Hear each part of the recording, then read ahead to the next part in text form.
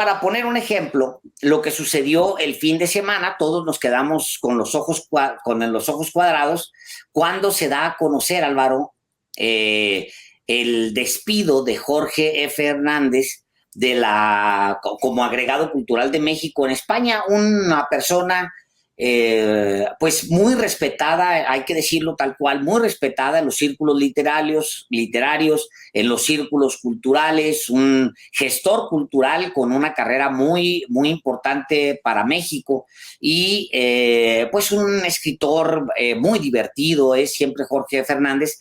Pues ahora de repente me sonó a un berrinchazo, de repente dicen Jorge Fernández hizo comentarios ofensivos y misóginos en contra de la embajadora mexicana en Madrid, María Carmen Oñate. Pero resulta, Álvaro, que cuando le notifican, le dan a conocer a Jorge F. Hernández que había ofendido a la embajadora mexicana en Madrid, estaban ellos dos juntos cuando él recibe la notificación y los dos, la supuestamente ofendida y él, se quedaron con el ojo cuadrado. Pues, ¿cómo que es esto?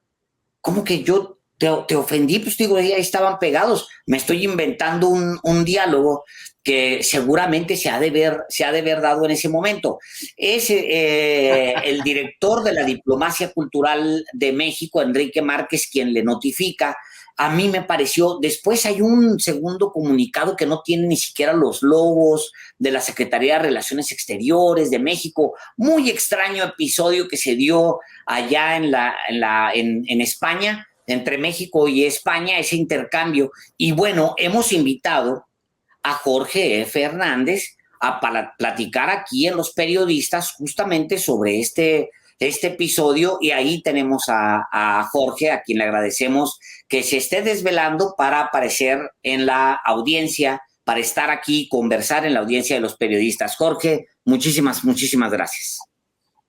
Hombre, muchísimas gracias a ustedes. Yo me siento muy honrado de aparecer en un cartel que podría llenar la Plaza de Toros México, porque parecemos ahí como tres figuras. Ustedes están más delgados que yo, entonces yo sería más bien la ganadería en el cartel. Yo soy el bicho que van a lidiar. Y en realidad yo no estoy desvelándome, yo duermo muy poco desde hace muchos años y es gracias a las madrugadas que yo seguí leyendo por placer, tratando de mantener un criterio y una voz crítica, tratando de encontrarle humor a tanto dolor, porque de lejos México duele muchísimo en estos pasados años. Pues yo perdí a mi hermano Paco con esta enfermedad nefanda y a mi hermano Luis lo tuve 3 meses y medio en cuidados intensivos, entonces no me estoy desvelando, son mis horarios. ¿Qué pasó finalmente? ¿Qué pasó en estos días previos? Nos enteramos y lo platicamos Alejandro Páez y yo en un avión de regreso de Hermosillo a México, y Jorge, pues hubo represalia, es una represalia de la Cancillería, yo digo directamente del canciller Marcelo Ebrard en su contra. No, el responsable de mi cese es el doctor Enrique Márquez. Y de hecho, pues yo creo que metió en un brete a muchísimas personas de manera involuntaria. Es decir, yo no creo que lo haya pensado como una jugada de ajedrez porque salió muy mal la jugada. No está claro por qué me cesó por teléfono desde el sábado. Hubo 27 llamadas telefónicas en donde no terminaba de decirme su preocupación o sus corajes o sus miedos y finalmente me informó que la decisión ya había sido tomada desde el día anterior, lo cual es falso porque en el momento en que me cesó telefónicamente, después le habló a la embajadora para informarle. La embajadora no fue consultada para mi cese. Y luego, efectivamente, como acaba de decir Alejandro en ese hermoso resumen que ya merece una oreja, fíjate que estábamos juntos en la residencia, pues apechugando el tema de que ya se había hecho público con un comunicado lleno de ratas imperdonables, por ejemplo, referirse a que yo dejaba de colaborar en la Embajada de España. Yo en la Embajada de España, lamentablemente, yo nunca he colaborado. Yo colaboro en la Embajada de México en España, colaboré. Luego se equivocó en el segundo apellido de la embajadora, que lleva una carrera de más de 20 años en el Servicio Exterior Mexicano y que ya estuvo suave que la confundan con otros oñates. A lo que voy es que tanta miserable errata, y yo que soy editor también las detecto y las marco cada vez que las veo, nos tenía muy confundidos a la embajadora y a mí y al subdirector del Instituto Cultural de México cuando llegó el mensaje que el doctor Márquez tituló Alcance, que creo que ese título no se usa desde tiempos de don Porfirio, o de Zúñiga y Miranda, o de Susanito Peñafiel y Somellera. El alcance traía ratas y entonces decía que no era por censura de ningún tipo, sino que era por unos comentarios vertidos contra la embajadora que la tenía yo al lado, que me acababa de dar un café, y misóginos. Dije, no, esto ya, porque ya con esto, ¿qué le digo a mi mamá y a mi esposa y a mis mejores amigas que estuvieron presentes en la comida a la que se refiere este señor? Yo le informé de esa comida. Es mi vida privada y sin embargo le informé que había ido a esa comida hace un mes en la Ciudad de México y de ninguna manera se hizo ningún comentario ofensivo, agresivo contra la embajadora. Ahora bien, ¿a quiénes hirió lastimosamente, involuntariamente? Al canciller, al presidente de la República, a su señora esposa, a la embajadora, a quien se le debe una disculpa por usarla además de burladero. En términos taurinos, eso es misoginia. La agarró sin consultar y se la puso delante como para decir, debido a que tú la insultaste, tú quedas cesado. Entonces, al final de los lastimados fui yo, pero en realidad fui beneficiado. Ahora soy el paladín de la libre expresión, soy el portavoz de leer por placer, porque yo sí creo que lo que no se ha dicho debidamente es que qué curioso que yo publiqué 2 artículos la semana pasada en los 2 periódicos en los que colaboro desde hace 20 años. En uno escribí sobre Lionel Messi y ahí me aventé invitarlo a jugar en el Fútbol Club León. Me tiene un problema a mi familia, a mis primos, porque además, ¿a quién sacamos? Ya lo he dicho en otras entrevistas, ¿a quién sacas? Qué bueno que ya se fue a París, porque en París sí tienen a quién sacar para que entre él. Y yo no creo que ese fue el motivo, porque publiqué otro artículo y lo sostengo contra Marx Arriaga, que me la debe desde hace mucho tiempo. Ahorita les digo por qué. Bueno, a ver. Adelante, Alejandro. Muy rápido, porque aquí se va. A ver, sí es entonces contra Max Arriaga, lo que tú escribes. Sí, por supuesto, lo traté de hacer con mucha elegancia, traté de no ser soez.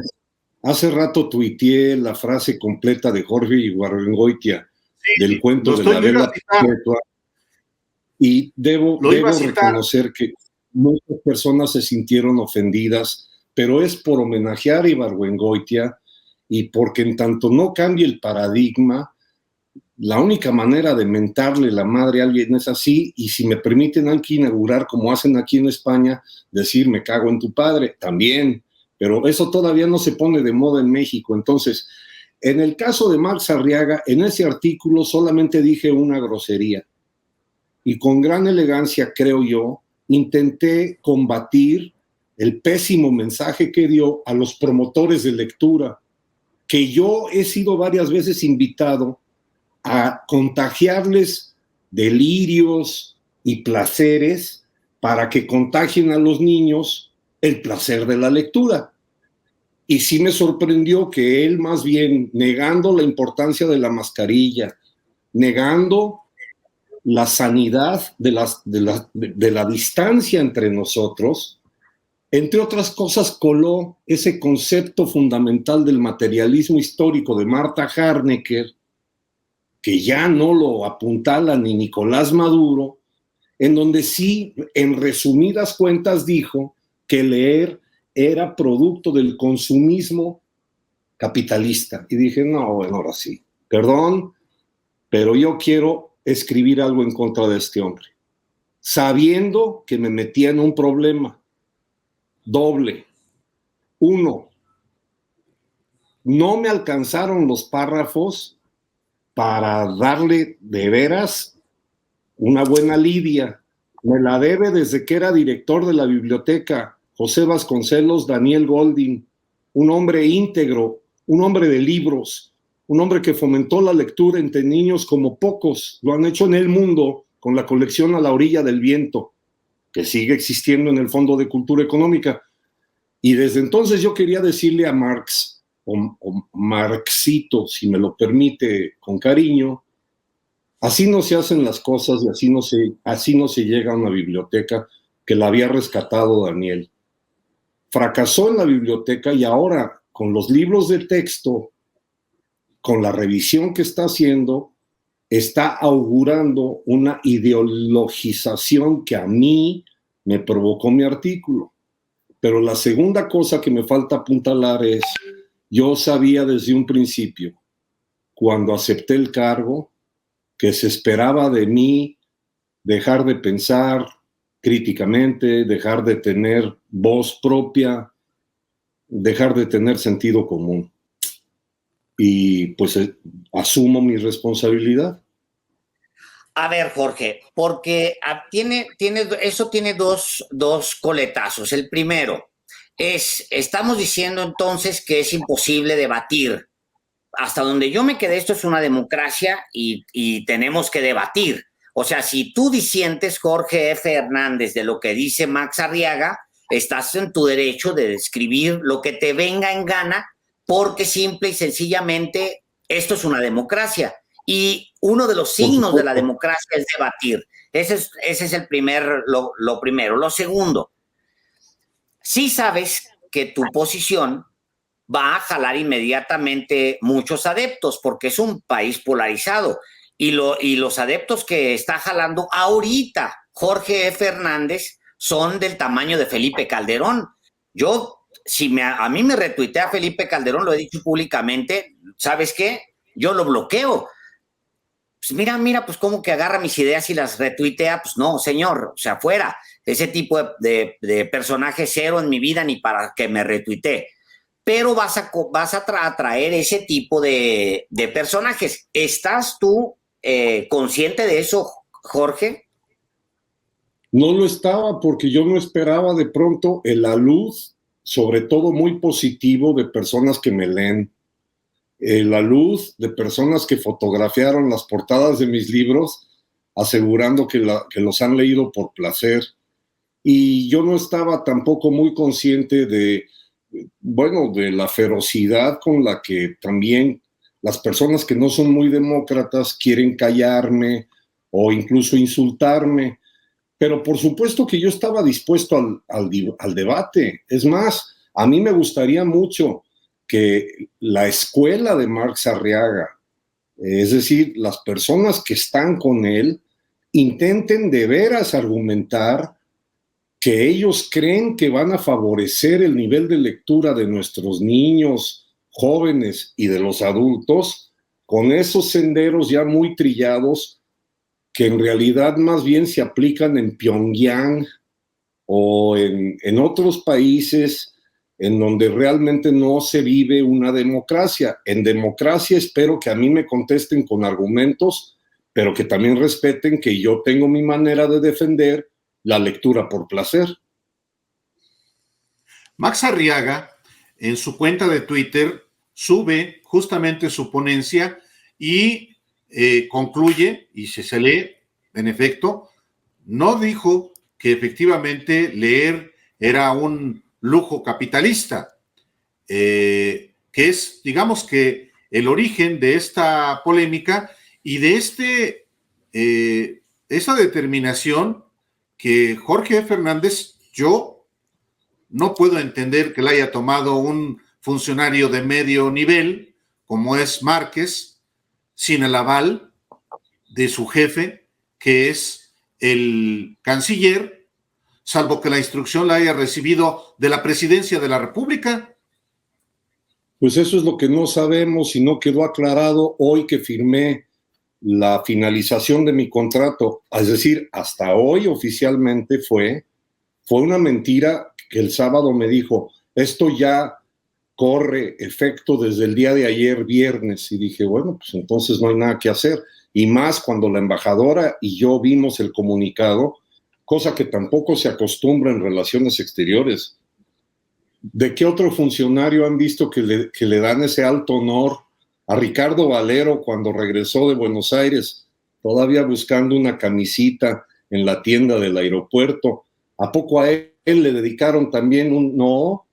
Me tocó a mí el alto honor de ser denostado con una mentira y no explicar en realidad si es de motu propio o si es por quedar bien en Palacio o si es por quedar bien con el jefe, pero en realidad a todos nos echó a perder el fin de semana, pero el que salió ganando fui yo y la lectura. Y sí, en última instancia, yo seguiré partiendo una lanza por reconocer que incluso como funcionario público no tengo ninguna objeción, ninguna crítica al apoyo que se me dio de parte de la embajadora. Y ahora sí me tengo que poner a escribir un libro donde el público se entere que al día de hoy no hay presupuesto en el Instituto Cultural de México en España del año 2021 y estamos en agosto, que tanto el subdirector como yo pusimos de nuestro bolsillo para sufragar no pocos gastos, que todavía le debemos a una institución española una cantidad de euros que se comprometieron por palabra del doctor Márquez hace más de un año. Entonces, ahora sí voy a decir el milagro de haber rescatado la Biblioteca Octavio Paz, que la querían vender primero por partes, lo cual es ilegal, y luego la querían regalar. Y cuando llegué yo, se rescató y la reinauguró el canciller Marcelo Ebrard, cuando pasó por aquí 48 horas antes de la línea 12. Entonces, en un marasmo de tanta confusión y tanta mentira, por supuesto que hasta yo y también la embajadora nos quedamos pensando, pues realmente entonces sí dolió lo que dije en contra de este señor Arriaga, y efectivamente yo sí sabía que es muy cercano a la no primera dama, y yo sabía que me estaba exponiendo a un regaño. Me pasó en la prepa, me pasó con mi tío Fito en una comida de la familia, en la preadolescencia, y ahora me pasó en la chamba que yo ya lo sabía. Y precisamente noto, eso tampoco lo había yo sopesado, que la ira en la saliva de tantos compatriotas pues los lleva, por ejemplo, a criticarme por el salario que recibí durante esta época. Yo no fijé el salario. Y si lo hubiera fijado, sería más o menos como el de Messi o el de José Tomás. Yo no pedí las vacaciones que mencionan en el CES. Me las están dando para que no me pare yo ahí, para que no hable yo con la prensa.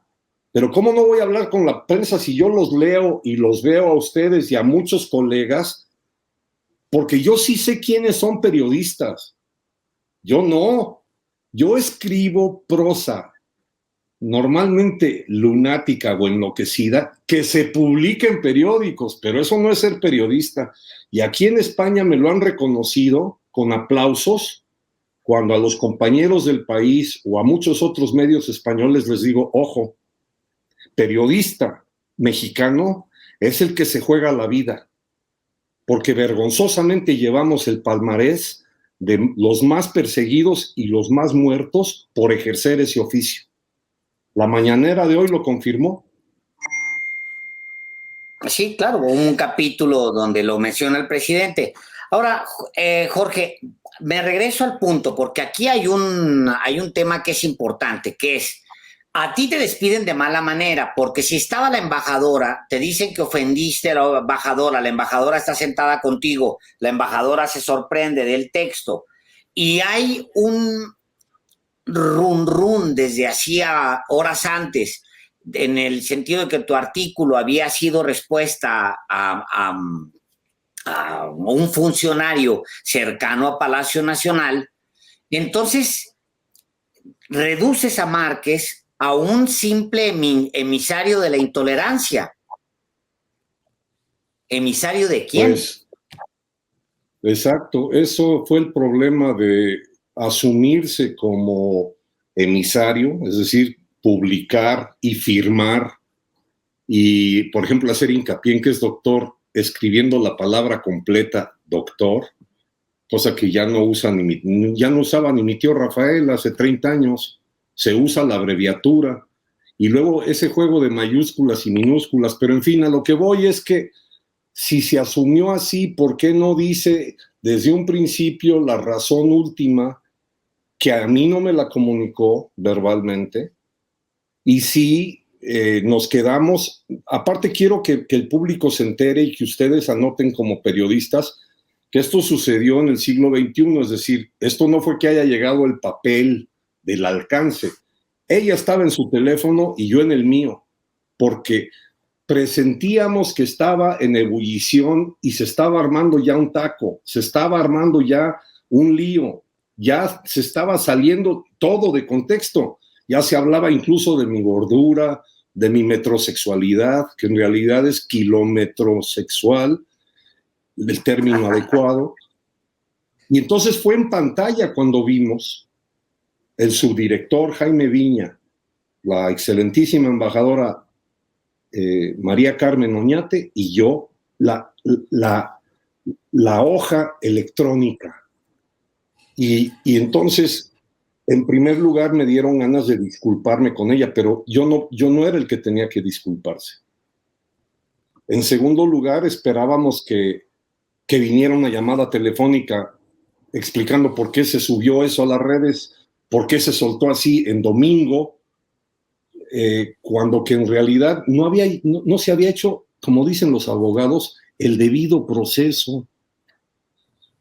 Hasta hoy llegó el papel que ya firmé y ahí no se dice que haya sido por misógino ni por comentarios ofensivos.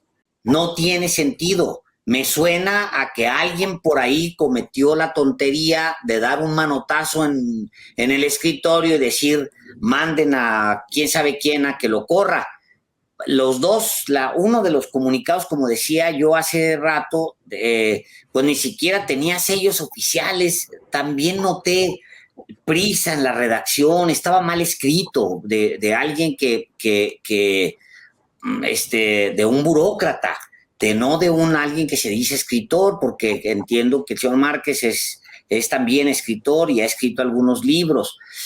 Lo sentí apurado, apresurado, no razonado, así lo sentí, Jorge, sobre todo porque debo repetir esto y debe saberse, debe entenderse, que Jorge ha sido un promotor de la cultura y de lo mexicano durante mucho tiempo. Ningún escritor está al servicio de nadie nunca, y ese será siempre un error quien lo piense. Y Jorge no está al servicio de nadie, ni yo, ni Álvaro, ni nadie que tenga algún criterio y algo que defender. No puede estar al servicio de algo, porque entonces termina por no defender lo que realmente tiene que defender. En este caso era Jorge Fernández defendiendo la lectura. Simple, así. Nos quedamos en medio de la explicación, Jorge, después de ofrecerte una disculpa por esto que no sucede, pero ahora sucedió. Nos quedamos en medio de esta explicación. Yo te preguntaba, ¿alguien hizo un berrinche y alguien dio un manotazo? ¿Qué es lo que pasó? Más bien el que tiene que disculparse soy yo, porque a lo mejor yo fui el que provoqué el cese temporal por mi antojo de una buena gringa y agua de Jamaica y poder estar ahí con ustedes abrazándolos, puras cosas prohibidas.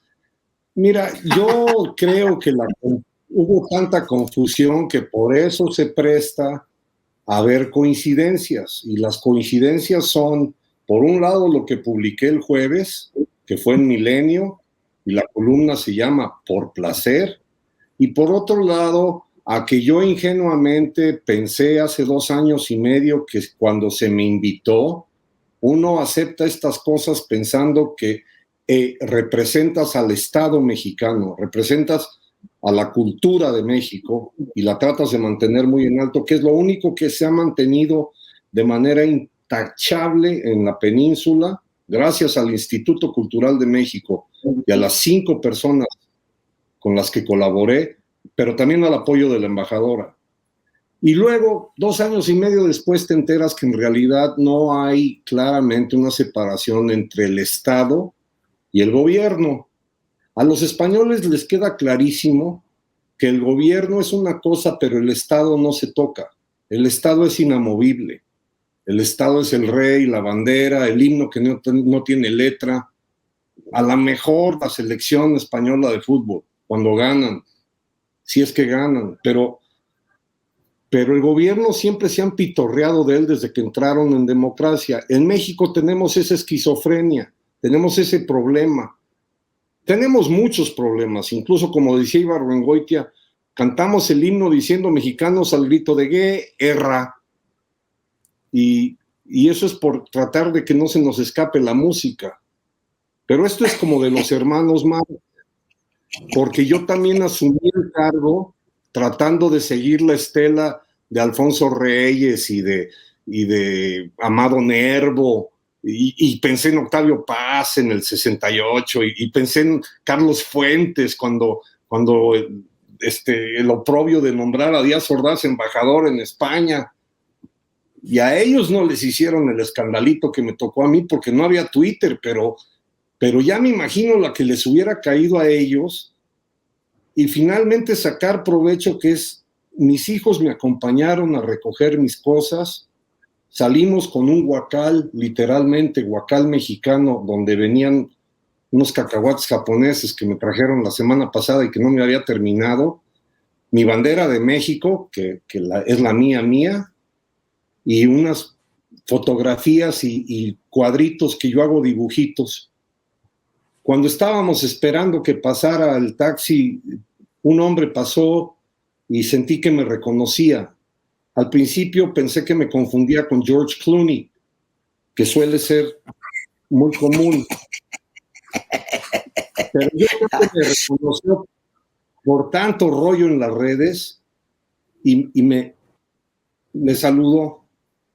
Y dije, bueno, una cosa buena es que hay más personas de las que yo creía que me leen, hay más personas de las que yo pensaba que leen por placer y que identifican las mentiras y que están dispuestos a hablar, a dar su voz y a dar su voto.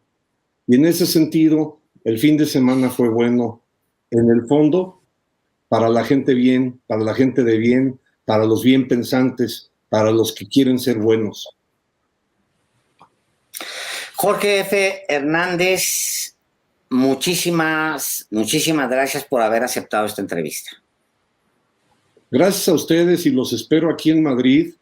Todavía no se confirma si voy a llenar una vacante que quedó en el Fútbol Club Barcelona, pero ya saben que ando buscando chamba, y si no, voy a estar en la Plaza de Toros de las Ventas de Monosabio, nunca mejor dicho, y seguiré escribiendo, seguiré leyendo y seguiré dibujando, y sobre todo honrando, tratando de honrar el inmenso papel que hacen los periodistas como ustedes.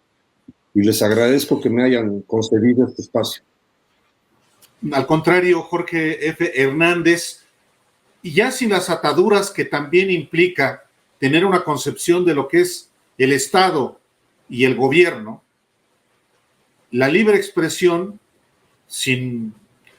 ahora sí, sin esas ataduras sobre lo que pasa en México, visto desde allá, lo vas a continuar escribiendo y diciendo, supongo.